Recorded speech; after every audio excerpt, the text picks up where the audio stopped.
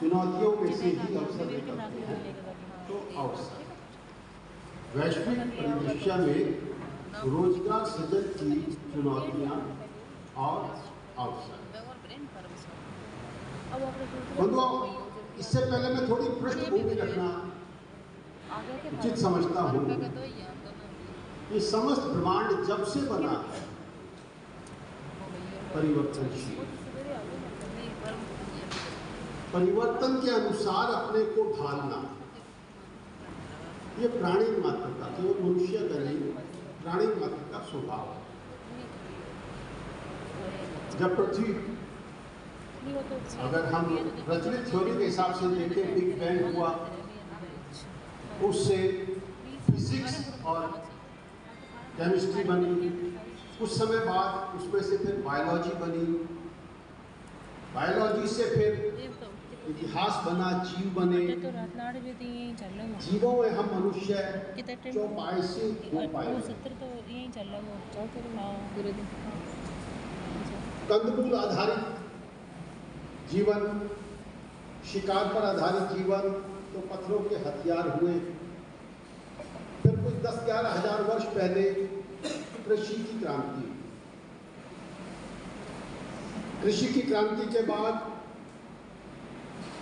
अग्नि की खोज हुई। अग्नि से हम डरे भी और अपने आप को इतना विकसित किया कि अग्नि को साध लिया है, अग्नि को बांध लिया है, हर घर में अग्नि सिलेंडर के रूप में बंधी हुई पड़ी। ये हमारा विकास था कि हमने जो चीजें खोजी, उनसे जो चुनौतियां हुई, उससे उसको कैसे साध लिया।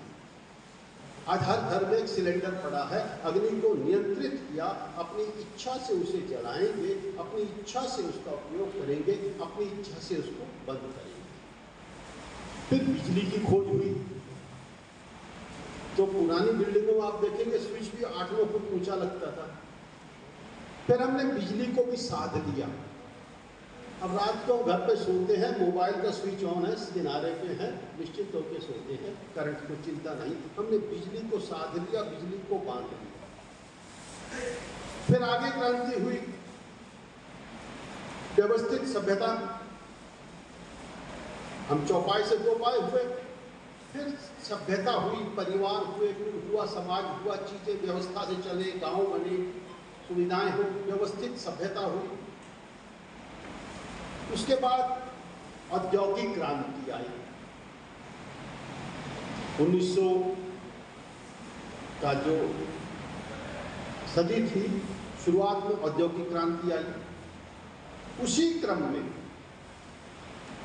अब डिजिटल क्रांति आई है। ये डिजिटल क्रांति को हम आइसोलेशन में अगर समझेंगे और इसको अगर उसी क्रम में समझेंगे, निरंतर परिवर्तन, निरंतर विकास, तो हमारा इतिहास रहा है मानव सभ्यता को, चुनौतियों को हम साध लेते हैं, बांध लेते हैं और अपनी इच्छा के अनुसार मानव कल्याण के लिए, प्रकृति कल्याण के लिए, जीव कल्याण के लिए उपयोग करते हैं। तो वर्तमान वैश्विक जो चुनौती है वो डिजिटल क्रांति है। डिजिटल क्रांति मतलब न्यूनतम मानव हस्तक्षेप के साथ सभी चीजों का होना, न्यूनतम मानव हस्तक्षेप के साथ उद्योग चले, न्यूनतम मानव हस्तक्षेप के साथ कृषि हो, न्यूनतम मानव हस्तक्षेप के साथ समूची सप्लाई चेन हो, न्यूनतम मानव हस्तक्षेप के साथ गोडाउन्स का, कोल्ड स्टोरेजेस का, होटल्स का, वेटर रेस्टोरेंट्स का, टैक्सियों का, ऑटो का, ट्रकों का संचालन हो, जिसे आर्टिफिशियल इंटेलिजेंस कहते हैं। टेस्ला उस पर बहुत बड़ा काम कर रही है। कुछ वर्षों बाद हम देखेंगे बिना ड्राइवर की कारें आएंगी, बिना ड्राइवर के ट्रक आएंगे, पूरी सप्लाई चेन ऑटोमेटेड होगी, आर्टिफिशियल इंटेलिजेंस से होगी। और यहीं तक नहीं, न्यूनतम मानव बौद्धिक हस्तक्षेप के साथ, शब्द पे आप ध्यान देना, न्यूनतम, ये तो थी हाथों की बात है, न्यूनतम मानव हस्तक्षेप के साथ सभी चीजें चले। अगली जो चुनौती आ रही है ऑटोमेशन के बाद आर्टिफिशियल इंटेलिजेंस की, न्यूनतम मानव बुद्धि के साथ बौद्धिक कार्य हो। जैसे फिल्मों के संगीत अभी साजिंदे बजाते हैं, अच्छी क्वालिटी के ट्रैक्स उसको रिकॉर्ड करते हैं, मिक्सिंग करते हैं और हमें एक सुंदर गीत देते हैं, तो बिना साजिंदों के मनचाहा गीत बने आर्टिफिशियल इंटेलिजेंस के साथ। कहने का मतलब संगीत का कंपोजर है तो आर्टिफिशियल इंटेलिजेंस बनाए।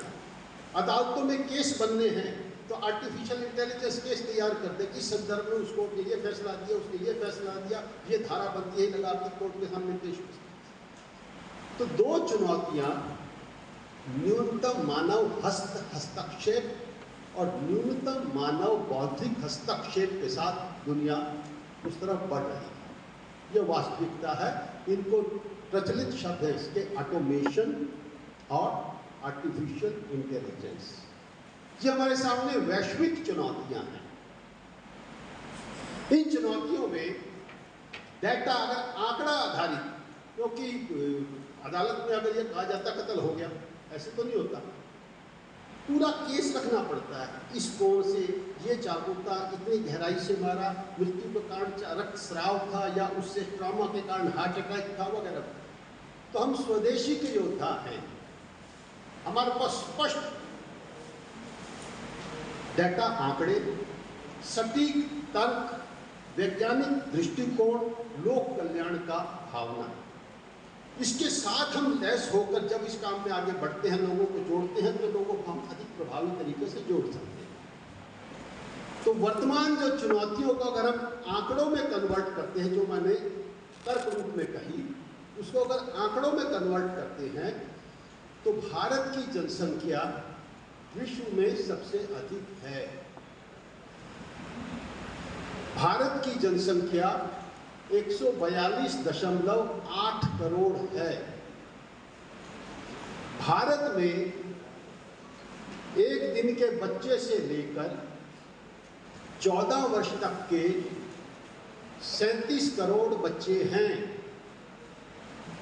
14 वर्ष से लेकर 29 वर्ष तक के 37 करोड़ युवा हैं।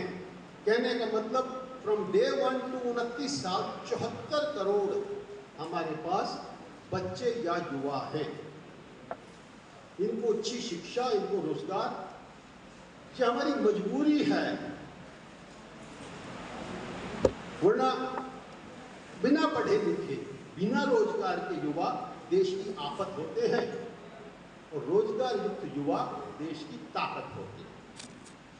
कुल कार्यशील आबादी, जो लोग काम कर सकते हैं, 65 से ऊपर का वृद्ध हो गया, जिंदगी भर बहुत कमाया, बैठ के खाएगा, 14 साल तक का बच्चा खेलेगा, कूदेगा, पढ़ेगा, तो 15 साल से 64 वर्ष तक की कार्यशील आबादी वो लगभग 93 करोड़ है।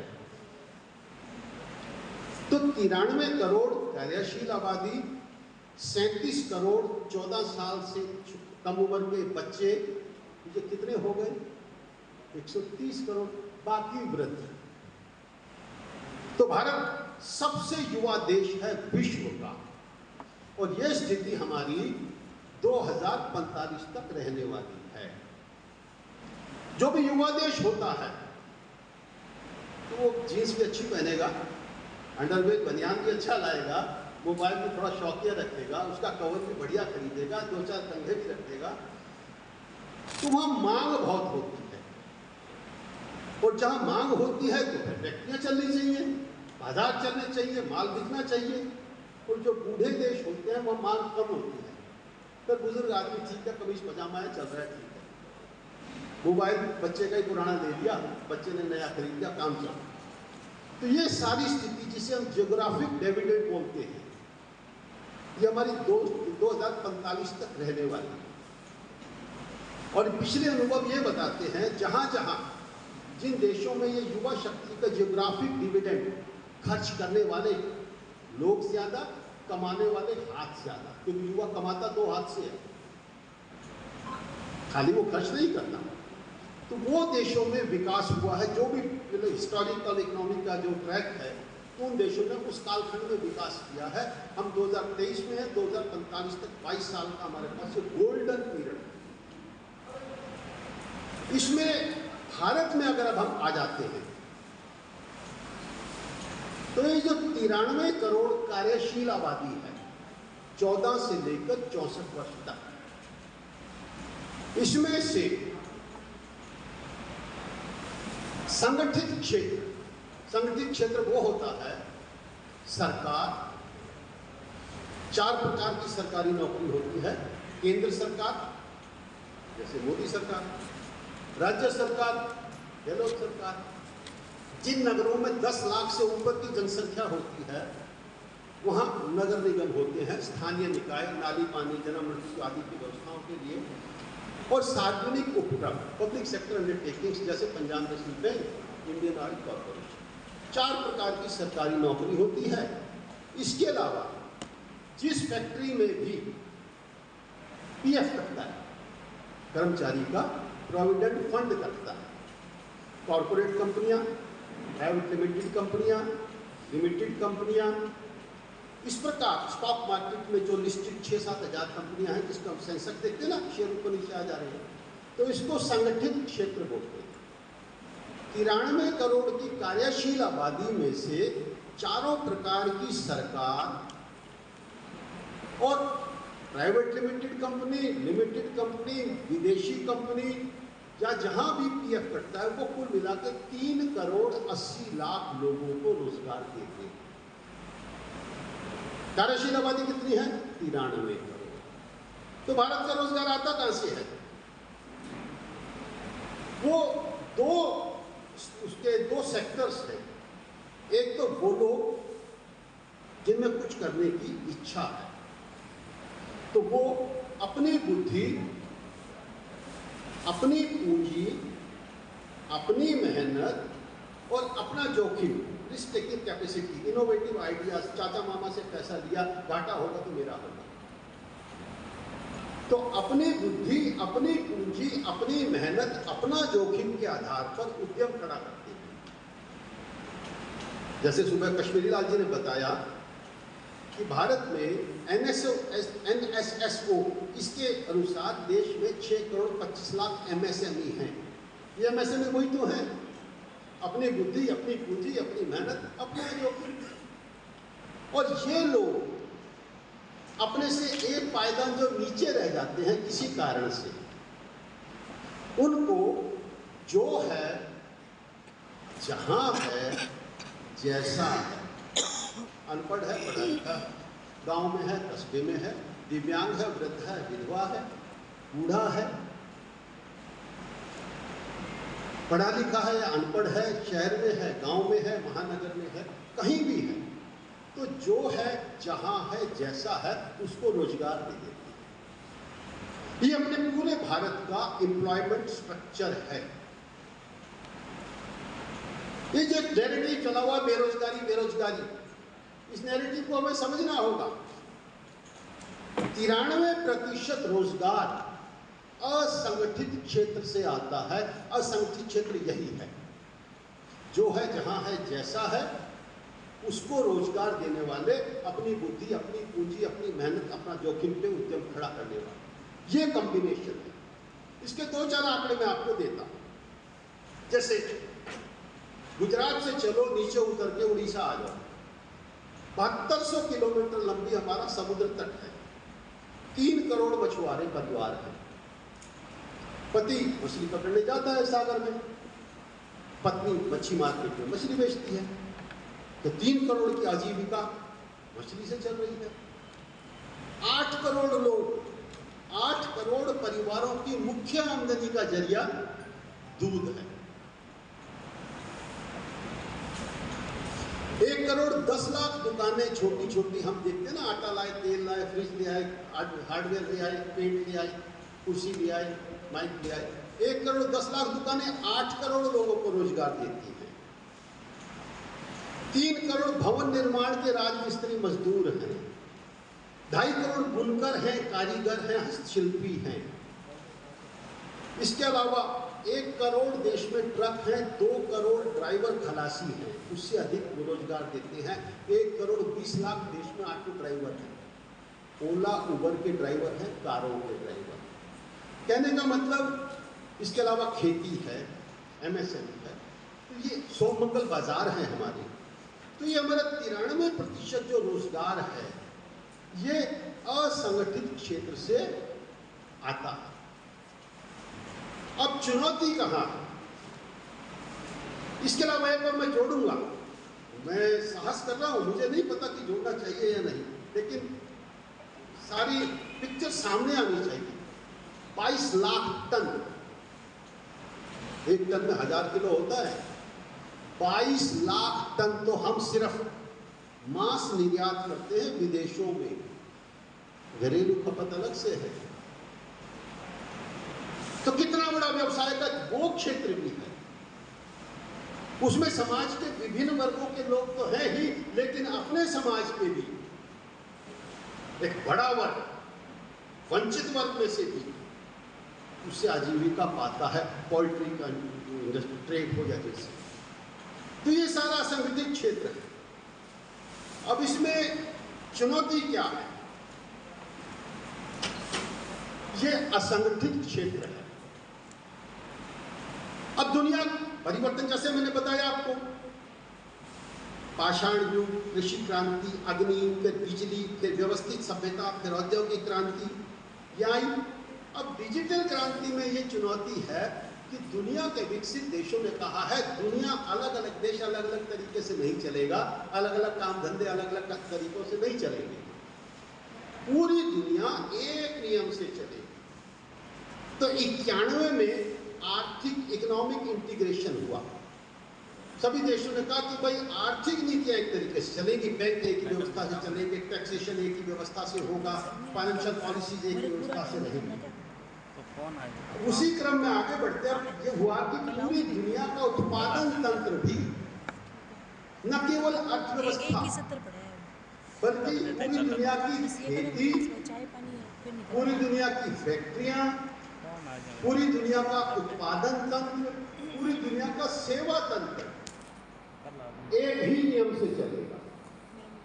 अमेरिका में भी उसी नियम से चलेगा, भारत में भी उसी नियम से चलेगा।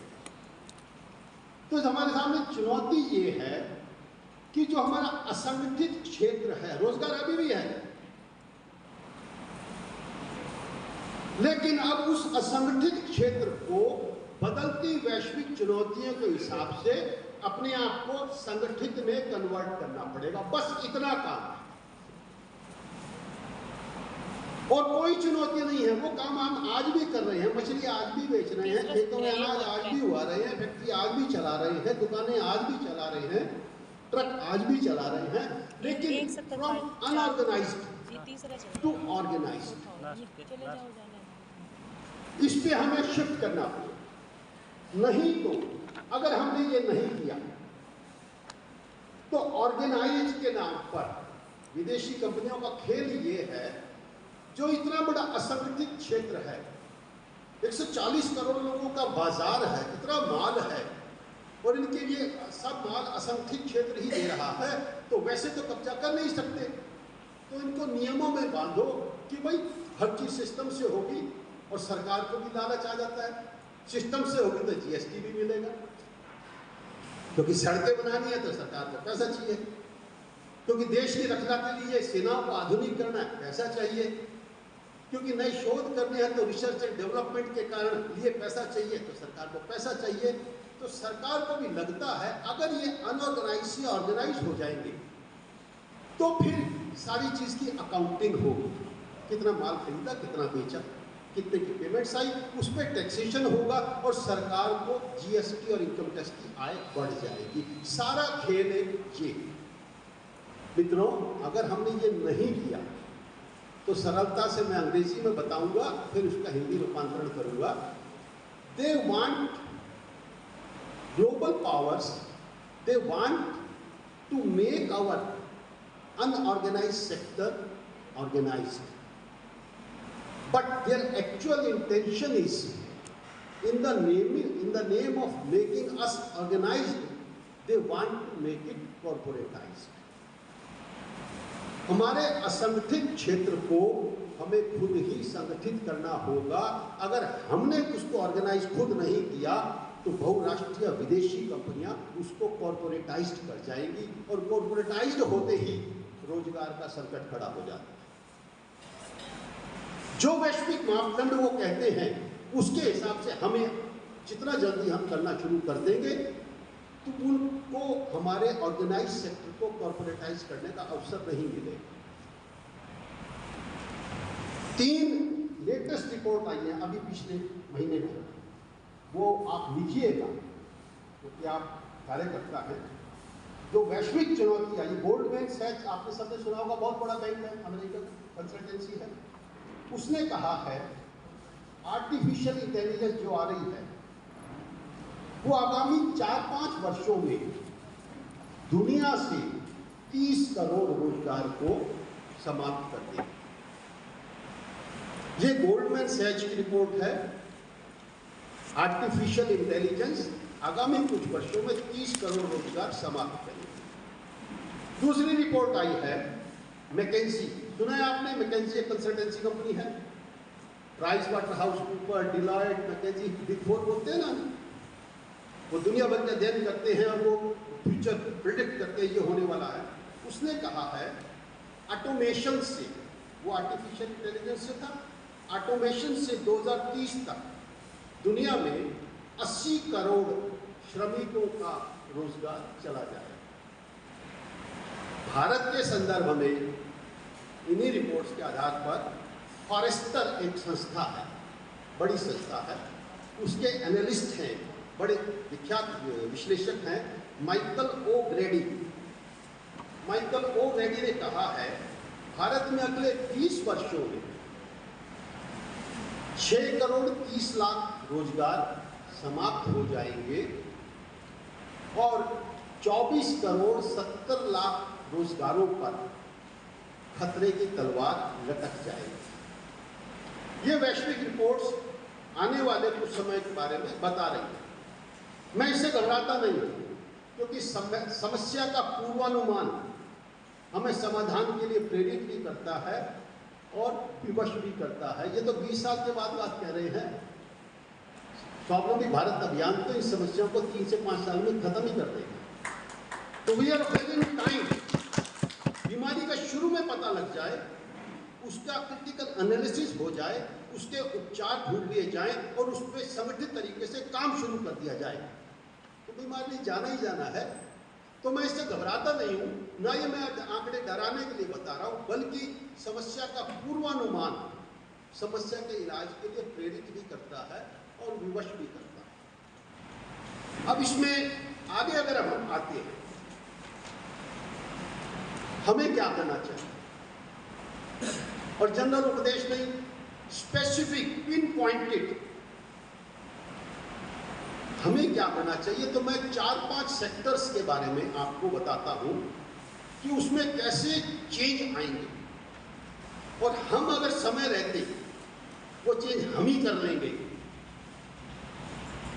तो हम अपने रोजगार को, देश के व्यापार को अपने पास बचा के ले जाएंगे। यूक्रेन युद्ध के बाद रूस और यूक्रेन युद्ध और एनवायरमेंट चैलेंजेस, बदलता पर्यावरण, इसके बाद पूरे विश्व में एक चर्चा चल रही है। और वो चर्चा जो ये G20 की मीटिंग्स हो रही है भारत में, आपको मालूम है ना कि भारत G20 की अध्यक्षता कर रहा है। ये G20 क्या है? विश्व के सबसे समृद्ध 20 देशों का समूह। ये नीतियां तय कर देता है, उसी के हिसाब से फिर दुनिया चलती है। 200 बैठकें हो रही है इसकी भारत में, अलग अलग सेक्टर्स को लेकर। कृषि के बारे में क्या होना चाहिए, बैंकों के बारे में क्या होना चाहिए, क्रिप्टो करेंसी के बारे में क्या होना चाहिए, बेरोजगारी को लेकर क्या होना चाहिए, साइंस टेक्नोलॉजी को लेकर क्या होना चाहिए, वगैरह वगैरह। तो उसमें कृषि की भी बैठक हो चुकी है, एक बार वो बैठ चुके हैं। अंतिम बैठक 3-4 सितंबर को दिल्ली में इन 20 देशों के राष्ट्राध्यक्षों की होगी, और इन 200 बैठक में जो निर्णय लिए जाएंगे उसमें उनकी मोहर लग जाएगी। कहने का मतलब 3-4 सितंबर के बाद आगे की दुनिया के चलने का तरीका तय हो जाएगा। रूस यूक्रेन युद्ध और बदलता पर्यावरण, इसके कारण से दुनिया में एक बहस चल रही है। 1991 में आर्थिक एकीकरण हुआ, जिसे हम ग्लोबलाइजेशन कहते हैं, न्यू इकोनॉमिक पॉलिसीज का। अब फूड ग्लोबलाइजेशन एक बहुत बड़ा एरिया, उसकी तरफ दुनिया बढ़ रही है। फूड ग्लोबलाइजेशन का मतलब क्या? पूरी दुनिया में खेती करने के तरीके एक होंगे, खेती करने के नियम एक होंगे, जिसे बोला जाता है गुड एग्रीकल्चरल प्रैक्टिस। आप गूगल करेंगे GAP, पूरी दुनिया के खेती के तरीके एक होंगे, नंबर 1। दूसरा, गुड मैन्युफैक्चरिंग प्रैक्टिस, खेती के जो उत्पाद प्रोसेस होंगे उनकी मैन्युफैक्चरिंग के नियम एक होंगे। तीसरा, गुड हाइजीन प्रैक्टिस, खेती को जितना आप प्रोसेस करेंगे तो वो न्यूनतम मानव हस्तक्षेप वाला होगा। दूध निकाला तो यूं नहीं, फिर लग गए, आम तोड़े तो आपकी फसल तोड़ दी, वो हैंड प्लग्ड है या मशीन प्लग्ड है। मतलब पूरी कृषि व्यवस्था न्यूनतम मानव हस्तक्षेप वाली, मैकेनाइज्ड फार्मिंग। उसके good agriculture practice, good hygiene practice, good manufacturing practice, और यहीं तक नहीं है, गुड डिस्ट्रीब्यूशन प्रैक्टिस। मतलब दुनिया में अगर सबसे ज्यादा कृषि भूमि आपके पास है तो आप ही रख के बैठ जाओगे क्या? उसका उदाहरण हमने देखा था अभी, जब हमने गेहूं पे पाबंदी लगाई तो दुनिया के देशों ने हमें कितनी डांट मारी थी कि आप कैसे निर्यात पे पाबंदी लगा सकते हैं गेहूं पे, लोग भूखे मर जाएंगे, अनाज की कीमतें बढ़ जाएंगी। WTO की मीटिंग में डायरेक्टर जनरल तक ने कहा, हमारे वाणिज्य मंत्री ने कहा, हमने कंपनी से कंपनी के माल पे निर्यात पे तो बैन लगाया है, आप गवर्नमेंट से मंगाइए ना, गवर्नमेंट टू गवर्नमेंट जितना कहोगे हम देंगे, क्योंकि गवर्नमेंट तो कंपनी की तुलना में अधिक संवेदनशील होकर वाजिब मूल्य पे वितरण करती है। उन्होंने गवर्नमेंट टू गवर्नमेंट निर्यात की परमिशन नहीं दी, कंपनी टू कंपनी आपने निर्यात क्यों बंद किया? तो चौथा है गुड डिस्ट्रीब्यूशन प्रैक्टिस, और अंतिम है रियल टाइम ट्रेसिंग। खेत में बीज डालने से लेकर मेरे खाने की मेज तक वो उत्पाद के रूप में है, उसकी रियल टाइम ट्रेसिंग। बंधुओं, मैं एक उदाहरण देता हूँ आपको, GAP, गुड एग्रीकल्चर प्रैक्टिस। उसमें वो नियम कहते हैं खेत खाद्यान्न किस खेत में होगा उसकी मिट्टी की सॉइल हेल्थ का सर्टिफिकेट दो। उसमें किसी बच्चे ने काम नहीं किया, चाइल्ड लेबर नहीं है, वो सर्टिफिकेट दो।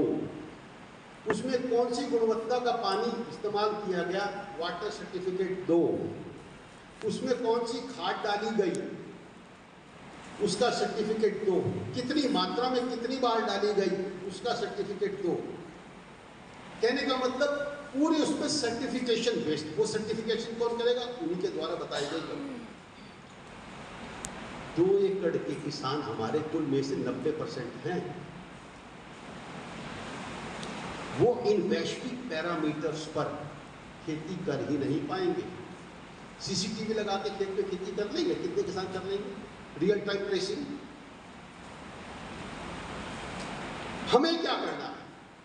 क्योंकि फूड ग्लोबलाइजेशन ये होगा, हमें जितना जल्दी हम कर लेंगे, हमें अपनी बिरादरियों को समझाना पड़ेगा, रोजगार सृजन केंद्र उसके स्थान बनेंगे प्रेरित करने के लिए। हमें कलेक्टिव फार्मिंग पे जाना है।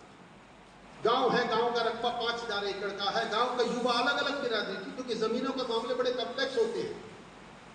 उन्हीं बिरादरियों के युवाओं को हमें प्रेरित करना पड़ेगा। अपने चाचा बाबा पंचायत में बात करो कि पूरा गांव कलेक्टिव फार्मिंग पे जाए, कोऑपरेटिव फार्मिंग पे जाए, और जितने ये वैश्विक पैरामीटर्स हैं गुड एग्रीकल्चर प्रैक्टिस के, हम करेंगे ना, गुड मैन्युफैक्चरिंग प्रैक्टिस हम करेंगे ना, गुड हाइजीन फ्रेंडली गाँव में एग्री प्रोसेसिंग की यूनिट लगाएंगे, लेटेस्ट टेक्नोलॉजी वाली लगाएंगे, न्यूनतम मानव हस्तक्षेप वाली लगाएंगे, साफ स्वच्छता के लगाएंगे, FSSAI के सर्टिफिकेट लेंगे, ऑर्गेनिक का बाकायदा लीगल सर्टिफिकेट लेंगे, GST भी देंगे, ऐसा करके अगर हम अपने किसानों को समय रहते ये समझा जाए कि अब हमें, क्योंकि 2 एकड़ का किसान इतने पैरामीटर से कर ही नहीं पाएगा, और उनकी निगाह है कि दुनिया में सबसे ज़्यादा कृषि योग्य भूमि, परसेंटेज में नहीं पैमाइश में, भले ही हमारे पास दुनिया की 2.4% जमीन है, लेकिन पूरी दुनिया की सबसे ज़्यादा कृषि योग्य भूमि हमारे पास है।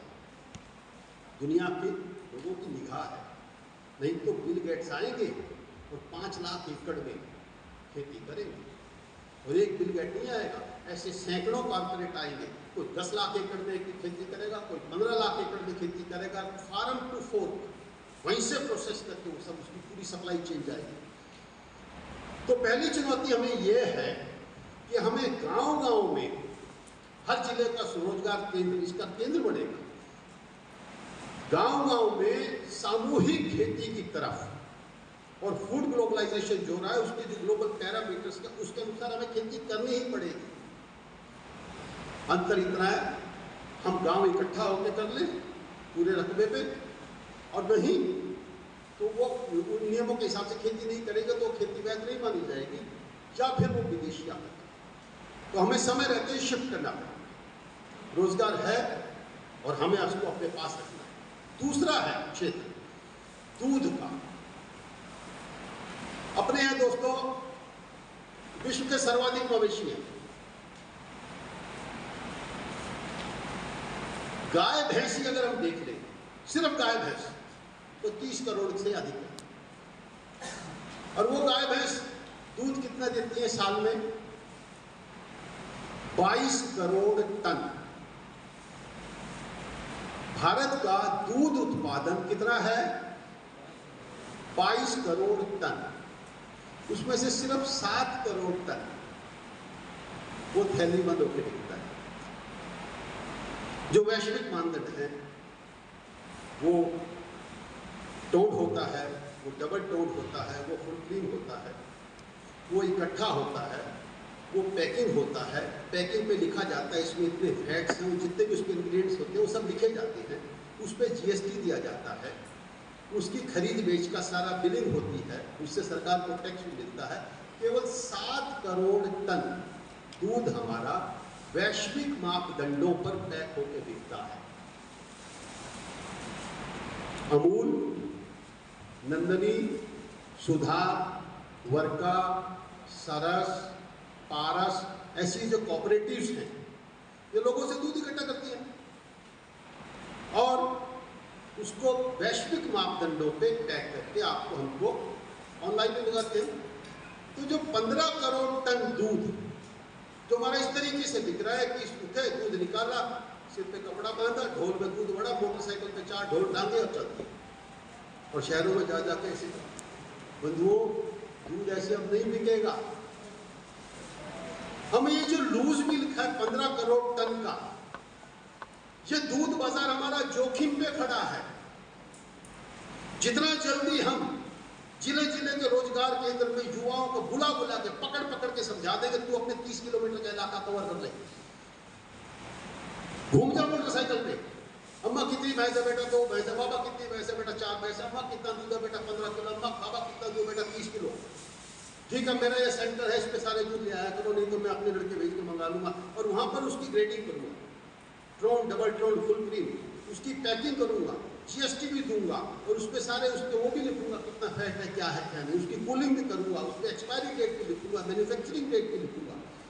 जितना जल्दी हमारे 10, 15, 20 लाख नौजवान पूरे देश में खड़े हो जाएंगे और किसी ने 30,000 लीटर के दूध की मार्केट कब्जा कर लिया, किसी ने 50,000 की कर लिया, किसी ने 70,000 की कर लिया, तो हमारे ऐसे दूध के ऑर्गेनाइज अगर हम उसको कर जाएंगे 15 करोड़ टन को, तो हमारे लाखों नौजवान खड़े हो जाएंगे और एक एक नौजवान अपने नीचे 20-20 को रोजगार देगा। और एक बात को ध्यान रख लेना, 8 करोड़ लोगों की आजीविका का मुख्य साधन दूध है। हम उनकी आजीविका बचा जाएंगे। उसमें से भी 70% भूमिहीन लोग हैं जिन पर कोई जमीन नहीं होती, गांव में तो भैंस रख लेते हैं। उसमें से भी सर्वाधिक उसमें महिलाएं। अगर हम समय लेते पूरे अपने लूज दूध को पैक्ड दूध पे हम ही शिफ्ट कर जाएंगे तो लैक्टल जैसी विदेशी बड़ी दूध कंपनी आके हमारे 15 करोड़ टन दूध पे कब्जा नहीं कर पाएगी। उसे हर जिले में हमारा नौजवान टक्कर देगा।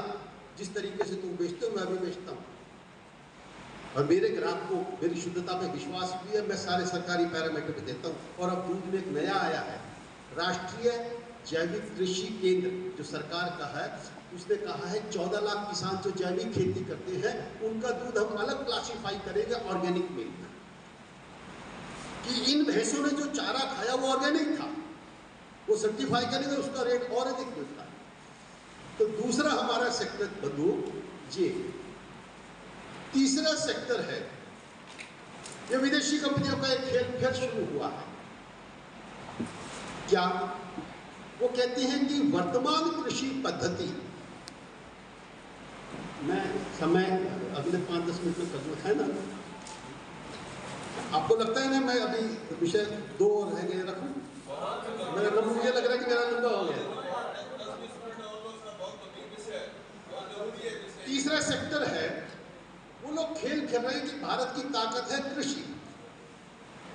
तो वैश्विक डाटा ये बताता है उनके अनुसार, और जो कि हमें मान्य करना पड़ता है, वैश्विक संस्थाओं का है, ये पूरी पर्यावरण में जितनी ग्रीन हाउस गैसेस हैं जो कि ओजोन छतरी में छेद करती हैं, उसमें से 14% हिस्सेदारी वर्तमान कृषि पद्धति की है। जिस तरीके से खेती हो रही है उस तरीके से 14% जो ग्रीन हाउस में हिस्सेदारी है वो वर्तमान कृषि की पद्धति की है, और इसमें से भी 9% मवेशियों के द्वारा है जो हमारे दुधारू पशु हैं। तो वो कहते हैं कि ये पद्धति, वो 5-6 कारण बताते हैं। कहते हैं ये पद्धति चलने वाली नहीं है। क्यों नहीं चलने वाली? इसमें वो कहते हैं पशु क्रूरता हो रही है।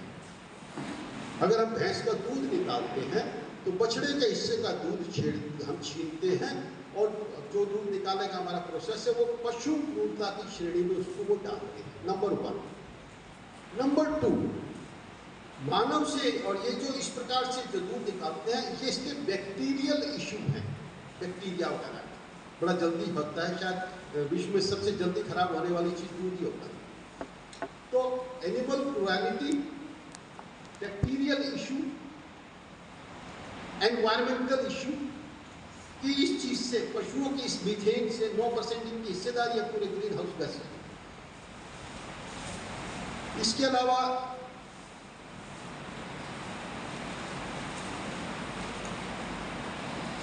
Animal cruelty, sustainability, environmental issue, और एक जो इशू और है उसके कारण ये कहते हैं कि जो वर्तमान कृषि व्यवस्था है ये चलने वाली नहीं है, हमें इसको, हाँ, मांसाहार। चौथा वो बताते हैं कि पशु से प्राप्त कोई भी चीज मांसाहार, इसको वो दूध को भी उसी श्रेणी में रखते हैं। कहने का मतलब environmental issues, bacterial issues, sustainability issues, animal cruelty issues और नॉन वेजिटेरियन इश्यूज। इसके आधार पर वो कहते हैं कि वर्तमान कृषि पद्धति लंबी चलने वाली नहीं है, हमें पूरी खाद्य श्रृंखला को प्लांट बेस्ड पे ले जाना पड़ेगा। जिसे एक शब्द में अगर हम कहें तो वीगन। आपने सुना है वीगन किसी ने? तो वीगन एक नई चुनौती लेकिन अवसर आ रहा है। वीगन के बारे में वो कहते हैं दूध चाहिए तो वो प्लांट बेस्ड होगा, जैसे सोया मिल्क। हमने देखा है ना सोया मिल्क, तो वो पशु का दूध नहीं, पौधे से बनाया गया दूध। इस प्रकार से जो नॉन वेजिटेरियन भी होते हैं उनके लिए भी उन्हीं गुणों वाले पौधों से प्राप्त चीजें, जैसे न्यूट्रो नगेट्स आपने देखे। तो ऐसे कहने, उनका कहना कि पूरी चेन, तेल, दूध, अनाज, वो सब प्लांट बेस्ड हो, तो वीगन एक बड़ा हमारे लिए अवसर भी है बंधुओं। ये एक नई कृषि व्यवस्था, पूरी प्लांट बेस्ड चेन ये आ रही है। इसके 2022 में भारत का बाजार बता रहा हूं मैं, ये बड़ा तेजी से उभर रहा है। भारत में इसका 2022 में वीगन का जो बाजार है 2000 करोड़ रुपए का था, लेकिन ये उभरता हुआ बाजार है और इसका जो अनुमान है 2032 तक, मतलब अब से 9 साल बाद ये बाजार 8 गुना बड़ा हो जाएगा। ये नहीं 20 गुना बड़ा, 40,000 करोड़ का। वीगन की मार्केट 2022 में 2000 करोड़ रुपए की थी और इसका 2032 तक यानी 9 वर्ष बाद ये 20 गुना बढ़कर 40,000 करोड़ रुपए की वीगन यानी प्लांट बेस्ड फूड ये मार्केट होगी। तो जो युवा लोग हैं वीगन को सर्च करें और वीगन पे नए नए एंटरप्रेन्योर्स कैसे लगाए जा सकते हैं, जिला रोजगार केंद्रों पे उस पर जाएं और जानकारियां लें, मिलेंगी वहाँ जानकारियां, सपोर्ट भी मिलेगा, उसकी मार्केटिंग पैकेजिंग। और 2032 तक की ग्लोबल मार्केट इसकी जो एक्सपर्ट्स ने और कुछ कंसल्टेंसी ने बताई है 3 लाख करोड़ रुपए की हमारी वीगन की ग्लोबल मार्केट, 40,000 करोड़ की भारतीय मार्केट ये हो जाएगी। देखिए वीगन का है 2022 में 70% लोगों ने पहली बार जीवन में वीगन प्रोडक्ट्स को ट्राई किया है। टाटा हमेशा दूरदृष्टा व्यवसायी रहे हैं। टाटा ने वीगन को लेकर अपना स्टार्टअप लॉन्च कर दिया है। 20 जुलाई 2022 में टाटा ने वीगन को लेकर अपना स्टार्टअप लॉन्च कर दिया। हम गूगल पे जाए एक वीगन, और जो सबसे अंतिम एरिया है मिलेट्स का, तो दो गेहूं धान पानी की अंधाधुंध खपत, जहरीले रासायनिक खाद कीटनाशकों की खपत, पौष्टिकता, फोका अनाज। तो कम पानी वाला, कम जहरीले रासायनिक कीटनाशकों वाला और अधिक पौष्टिकता वाला ये मिलेट्स जो मोदी जी ने वैश्विक संस्थाओं के द्वारा मान्यता प्राप्त करवाया, और ये जो वर्ष चल रहा है ये मिलेट्स ईयर चल रहा है। सरकार ने 900 करोड़ रुपए का बजट रखा है और कैबिनेट सेक्रेटरी की अध्यक्षता में इसके लिए कमेटी बनाई है। अधिकतम इसका प्रचार करने के लिए, सपोर्ट करने के लिए विश्व में पूरा मिलेट्स ईयर चल रहा है। हम कल्पना कर सकते हैं मिलेट्स के आने वाले टाइम में कितनी डिमांड होगी, और भारत मिलेट्स का सर्वाधिक उत्पादन करने वाला देश है। खाद कम लगती है, पानी कम लगता है। 22 जुलाई को केंद्रीय मंत्री प्रहलाद पटेल ने कहा कि मिलेट्स की प्रोसेसिंग इकाइयाँ भारत में कितनी है, सिर्फ 99।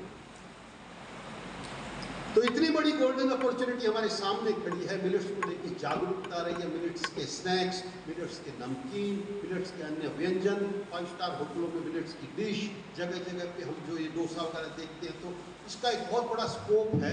जो ये जन जागरण हो रहा है, सरकार का समर्थन है और विश्व में ये मिलेट वर्ष बनाया जा रहा है और ये किसानों को भी उपयोगी देगा। तो मिलेट्स को लेकर भी हम नए व्यवसायों में उतरें। मैं इसको दोहराता हूँ, केंद्रीय मंत्री प्रहलाद पटेल जी ने 22 जुलाई 2022 को बताया भारत में मिलेट्स की प्रोसेसिंग यूनिट्स सिर्फ 99 हैं। 500 स्टार्टअप्स रजिस्टर हो चुके हैं। तो ये 4 एरियाज मैंने आपके ध्यान में डाले। अंत में मैं इतना ही कहूँगा, हम युवा, ये हमारा सौभाग्य है कि हमें स्वावलंबी भारत अभियान हमें देश को मिला है। हमारे अपने जिले में ही उसके लिए जानने समझने का, उसका सगुण साकार रूप देखने का, मदद लेने का हमारे जिले में ही केंद्र होगा। तो 2 नारे हैं, मेरा जिला, मेरा बाजार, मेरा उद्योग, मेरा व्यापार, इन सब पर मेरा अधिकार।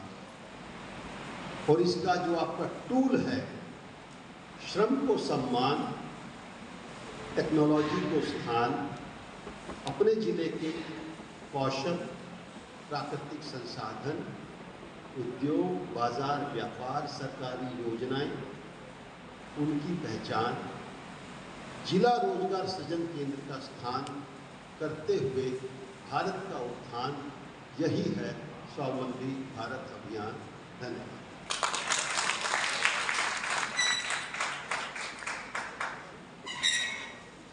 धन्यवाद भाई साहब।